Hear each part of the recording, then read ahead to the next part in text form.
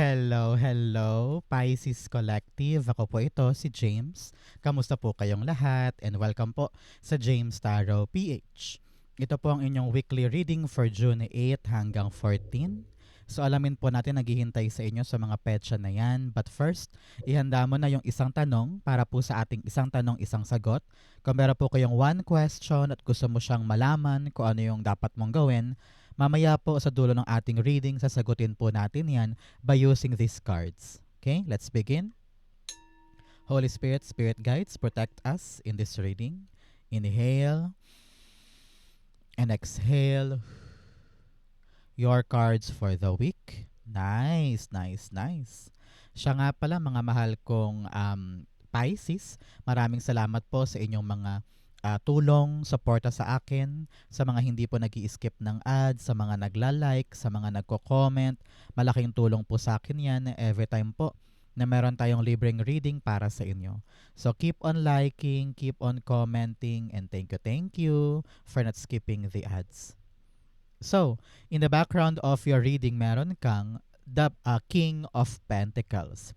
Si King of Pentacles, alam niya na naghahangad ka, Pisces, na sana maging permanente na, sana lumago na, you want to have a better life, magkaroon ng sapat na pera para pantustos sa mga pangangailangan, gusto mo lumaki na yung tindahan mo, gusto mo magkaroon ka na ng ipon o magkaroon ka ng bagong sideline, naghahangad ka na sana yung trabaho ko ngayon permanente na ito at tumagal ako dito, parang ganyan. Meron naghahangad sa inyo magkaroon ng bagong salary or salary increase or dumami yung customer, magkaroon ng maraming followers or ma-monetize or magkaroon ng malaking revenue. Meron kang mga pinapangarap ngayon.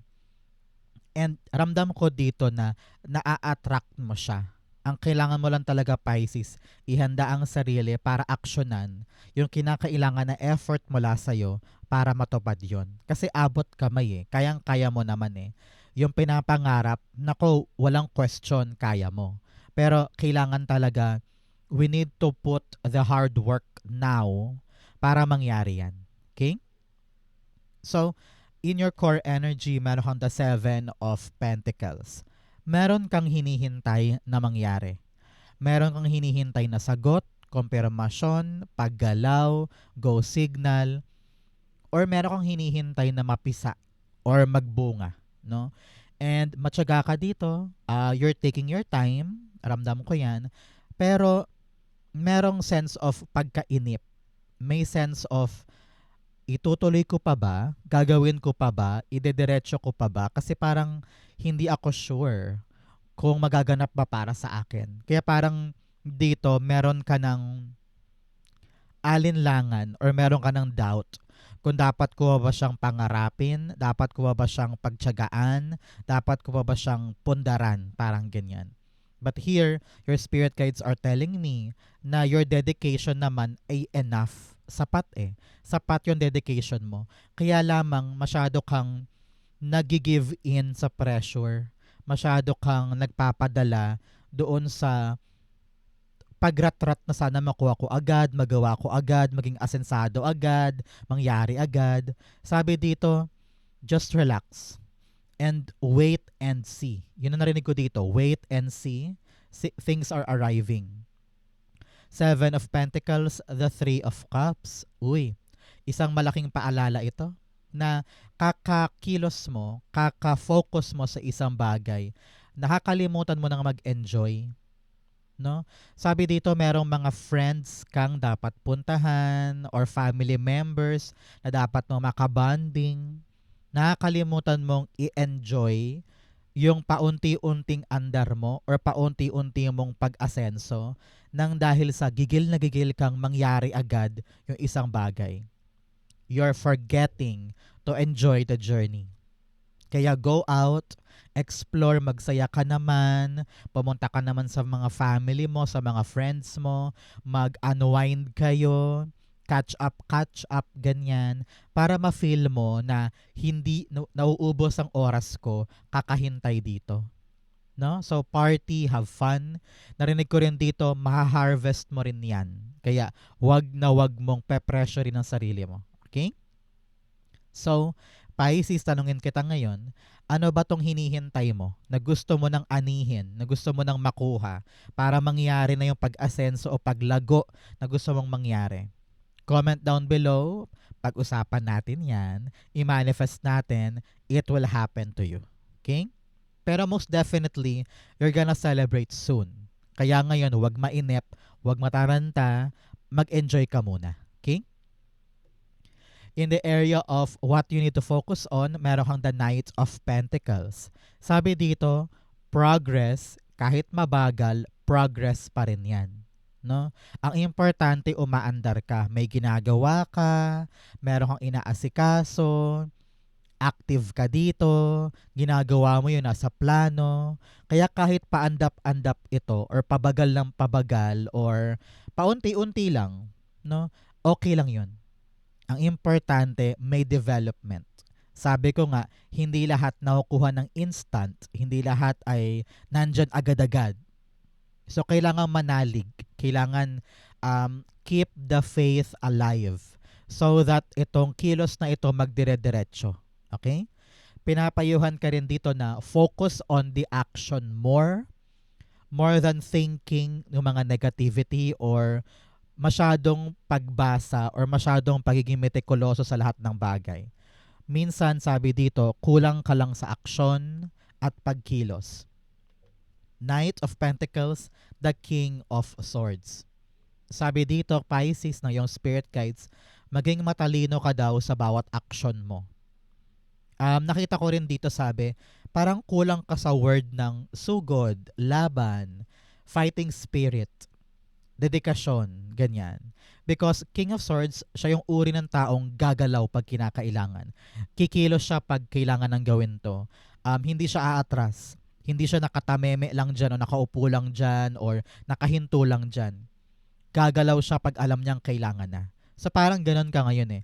Kulang lang sa kilos para tawag dito, para i-execute yung plano. Parang ganun. So now, kahit maliit na hakbang lang yan, kahit paandap-andap, ang mahalaga gumagalaw ka. Okay?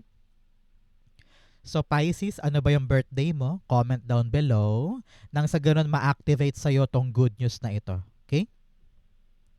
In the area of what you need to do, meron kang the Four of Wands. Sabi dito ng yung spirit guides, parang kulang ka sa time with your family. Kulang ka sa time with your loved ones dahil nakafocus ka nga sa milestone na ito or sa goal na ito, nakakalimutan mo nang mag-enjoy.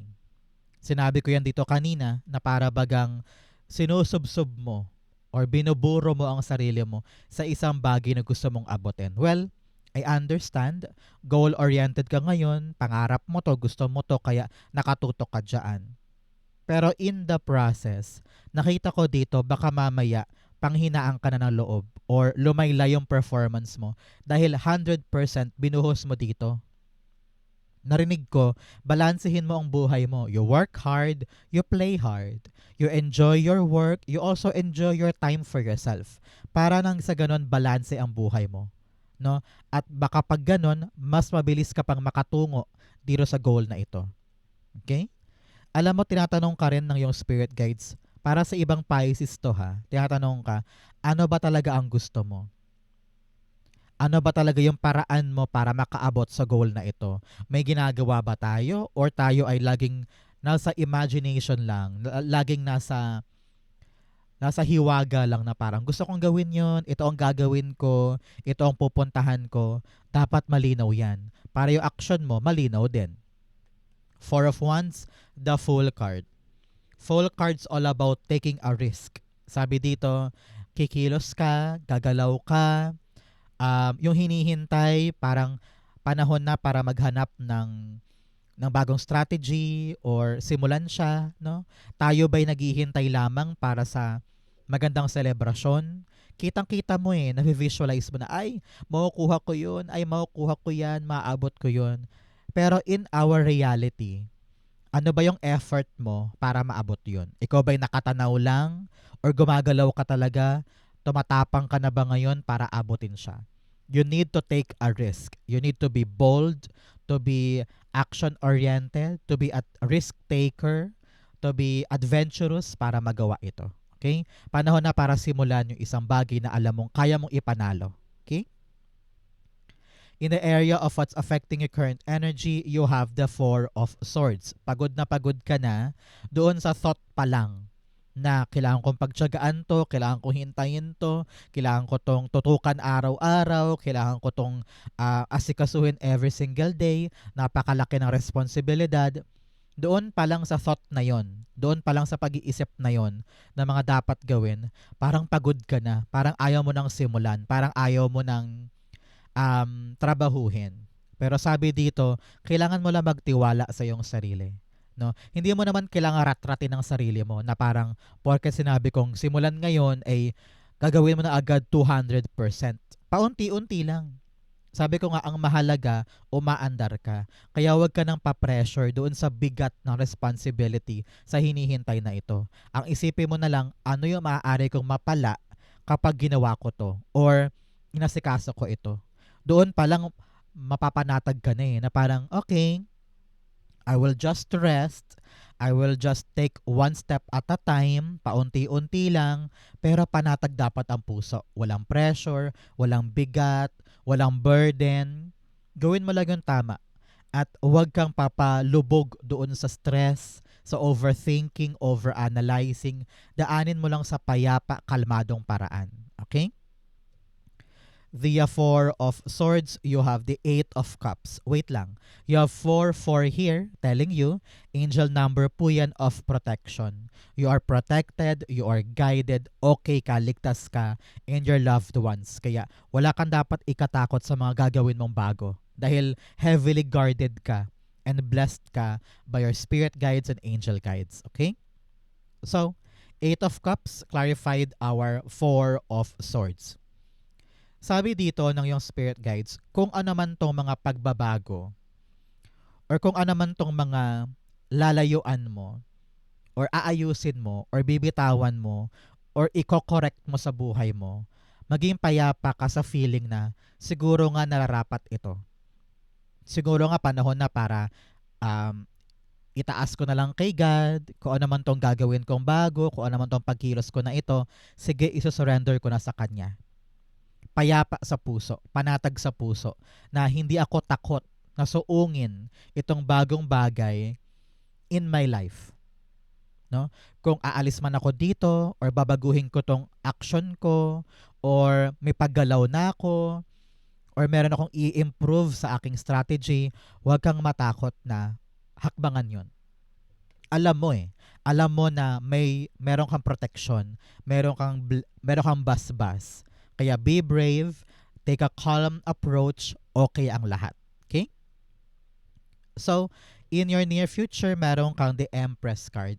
Heto ka in the near future. Ang tabayanan mo, 3 weeks or 3 months after watching this video, you are sitting in your abundance.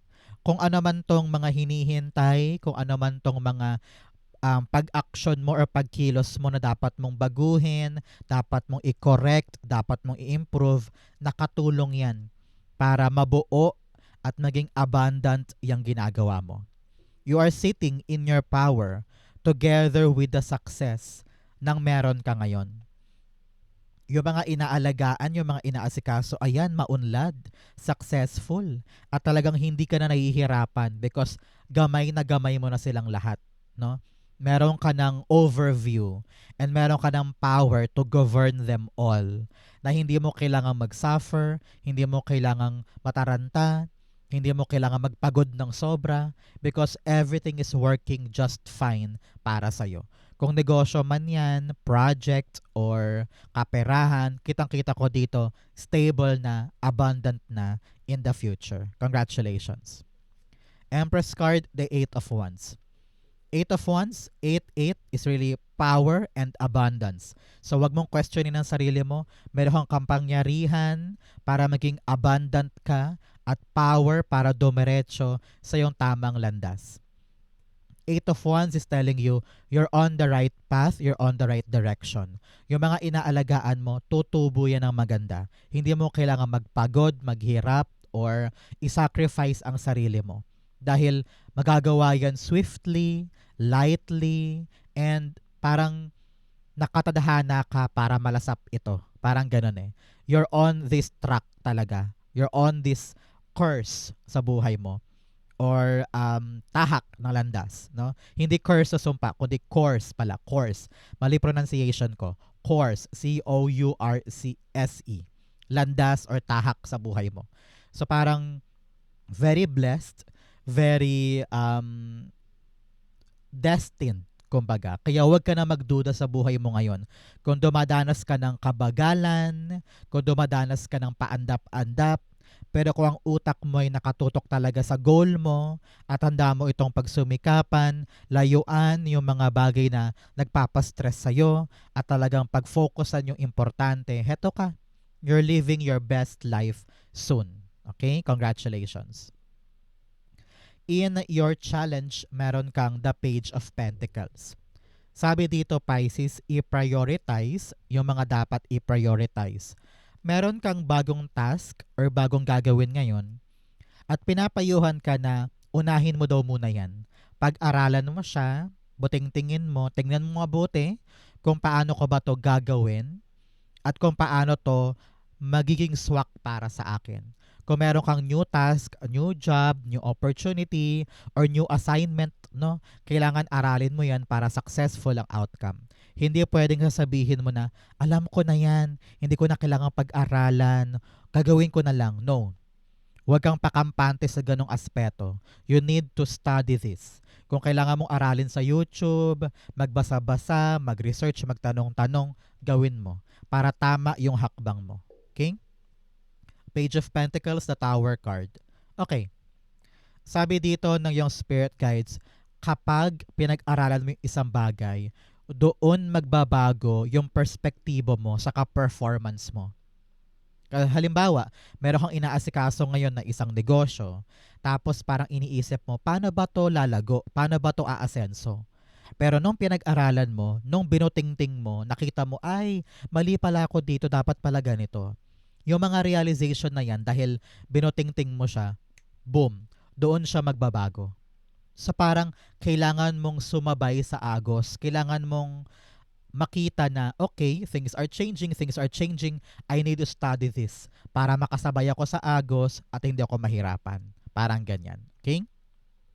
Narinig ko rin dito, matuto kang mag-adjust, matuto kang maging flexible at makisama, makibagay sa mga nangyayari. Okay? In your fortune, meron kang rejuvenating rain, clear the past and heal the present. Tamang-tama dito sa card na ito.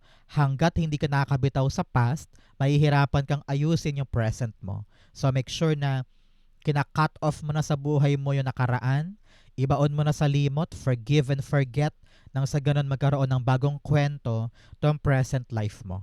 Okay? Especially here, in your fortune, napakalinaw. Hanggat iniiyakan mo pa yung past na yan, mahihirapan kang ma-appreciate yung present. Okay? So magandang lesson yan for you.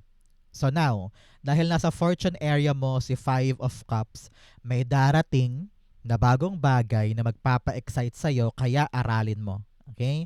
Hindi pwedeng pag dumating, ay ayoko po niyan, mahirap pala, ay nakakatakot pala. Kailangan pagtiyagaan, kailangan pagsumikapan, kailangan eyes on the prize, eyes on the target.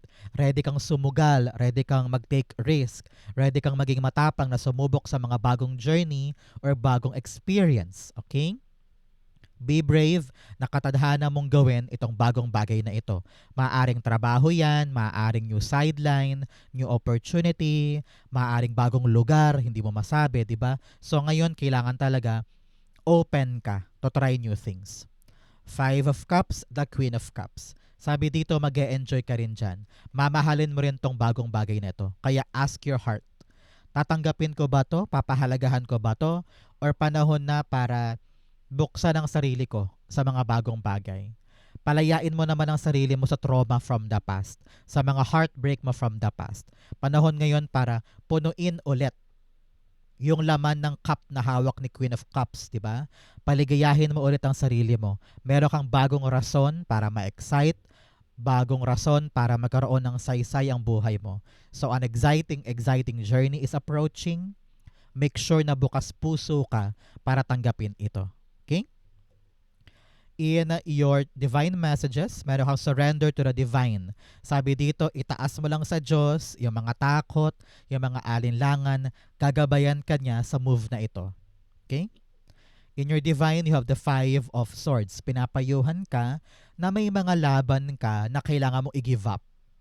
May mga away na hindi mo kailangan patulan. May mga conflict na hindi worth it para sa buhay mo. Mag-focus tayo sa ikakaligaya ng puso natin. May bagong darating, doon tayo dapat maglaan ng mga oras. At huwag nang buruhin pa ang sarili mo sa mga negatibo. Lumayo ka sa mga away, sa mga gulo, sa mga drama, at mag-focus tayo sa ating success. Okay? Five of Swords, the King of Cups. Si King of Cups here, sinasabi dito na bantayan mong emosyon mo, Pisces. Especially this week. Hindi pwedeng bigla-bigla ka nalang magagalit, sisigaw, maiirita, mag-walk out, or mapipikon. No? Piliin mo daw yung mga laban mo ngayon. Keep collected, refrain from reacting. Kahit sa social media, wag kang pumatol, wag kang gumatong. Layuan mo yung mga rason ng gulo para maging payapa ang buhay mo this week. Okay? Para yung mga inaalagaan mong importante hindi maapektuhan, hindi magulo. Okay? Outcome mo yan, bigyan mo na kita ng fortune cards. You have leg, stepping into a new experience. Sabi dito, meron ka talagang bagong may experience, kaya magalak ka, ma-excite ka. 5-5 here is telling you of change, pagbabago. You have cups, you should accept valid criticism. Sabi dito, tumanggap ka ng mga payo, puna, kritisismo, kahit lait pa yan, sabi dito, tanggapin mo lang kasi maaaring merong meaning yon, maaaring may saysay, may bigat, di ba? So, tignan mo lang siya kung paano mo may improve yung mga bagay na gagawin mo this time. You also have flute, disappointment in a friend or a lover. Especially here with the Five of Swords, parang meron kang kaibigan or loved ones sa talaga namang disappointed ka sa kanilang ginawa. Ang kailangan mong gawin dito, layo. Huwag mong i-stretch yung drama. Let it die down or let it infuse, cool down, kumbaga, yung problema. Okay? Another message of Tiger, doing something risky and taking a chance. Sabi dito, panahon talaga to para kumilos, gumalaw, maging risk taker tungkol sa bagong bagay. Panahon na to para mag-explore. Kahit paunti-unti lang, ang mahalaga, kumikilos ka. Okay? Ang outcome ni Pisces for June 8 to 14, the Hierophant. Hierophant here is telling you, panahon na para kumawala sa yung box. Okay? May basbas ka para simulan yung iyong proyekto, ang iyong plano, ang iyong pagkilos. Panahon na to explore, to begin something, to try something new, at makikita mo na kayang-kaya mo yang mapisa or kayang-kaya magbunga para sa'yo. Panahon na para kumawala sa isang sistema na nagpa-tie down sa'yo. The more you explore, the more you dedicate yourself, commit yourself sa isang bagay, you will be successful. Okay? Hierophant, the strength card. Magpakatatag. Lamang ang risk taker. Lamang dito yung handang maging matapang na suungin yung mga untraditional or unconventional na mga approach. Kapag sumabay ka sa ginagawa ng iba, pare-pareho lang kayo ng outcome. Pero kung hahanap ka ng kakaibang paraan na pabor sa'yo, na uniquely para sa'yo, nako, kakaibang tagumpay ang mangyayari dito. Ang kailangan mo lang, Pisces, magpakatatag. No? Kailangan mong maging matapang dito because risk takers are really courageous people. They are really go-getter. Kaya nakita ko talaga dito na you need to find your unique way para makuha yung gusto mo. Okay?